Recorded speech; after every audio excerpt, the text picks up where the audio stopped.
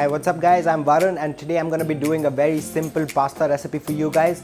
So generally when we make pasta at home, it's generally the tomato based sauce or the cheese based sauce that we make at home, and that is probably the most that we do to our pastas, but that in today's world has gotten a little bit boring.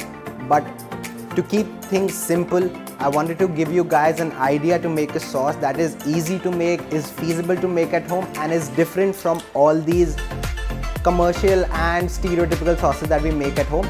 So generally the cheese sauce becomes really heavy and the tomato one is boring, so that's why I am doing a pasta recipe for you guys that is gonna be tossed in a roasted bell pepper sauce. So it's a fresh change from the regular tomato sauce. It's vegetable based, it's light, it's healthy for you guys, and it tastes brilliant. So let's check out the recipe.